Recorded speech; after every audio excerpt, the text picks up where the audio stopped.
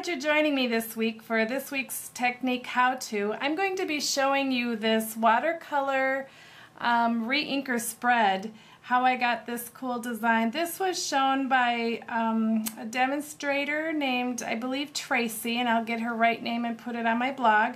Quite a few years ago at one of our regional conventions, she showed this cool technique. So let me get started. First, you're going to want to use Stampin' Up's shimmer paper, their white shimmer paper. It has just a little bit of shimmer. I don't think you can really see it in the camera.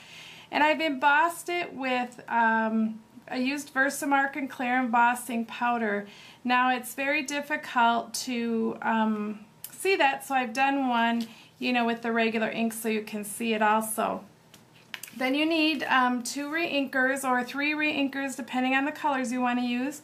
I'm using Baja Breeze and Island Indigo.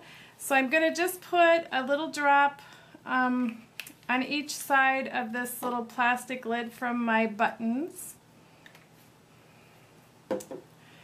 And this is an aqua painter, and these come in a set of 2. And I'm unscrewing it. First, you'll want to spray your image with water. So what I've used is I'm just taking one of our plastic Stampin' Up cases to protect my stamping area and our little spritzer, and I'm just spritzing water on that area.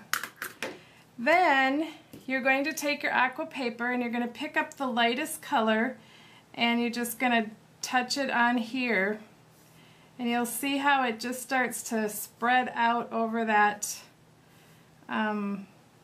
flower, and the embossing keeps it in the area so you don't have to worry about it going out of the line. You can just see how it pulls itself through. Now the more water you put on it, if it seems like it's not blending for you, like over here I don't have quite enough water on it and so it's not going to spread out there, I'm just going to take my little spritzer and spritz a little water there.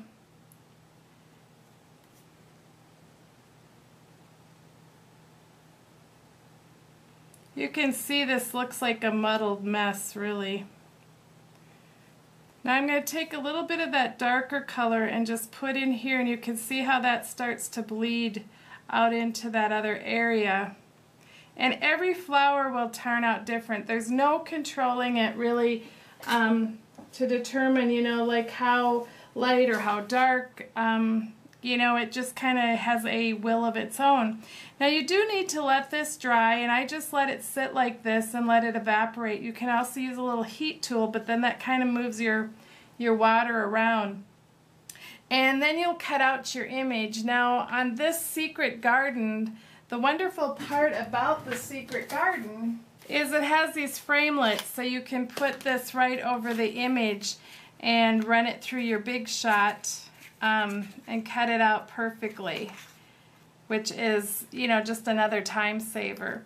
And so I've pre-cut this one and let it pre-dry, and you can see how interesting it is. And I'll have all the supplies for this card listed on my blog, stampstodiefor.com, so be sure and stop over there, and don't forget to pick up your little booklet, get the little free page to add to your technique booklet, and do give this a try. I think you'll find it a lot of fun.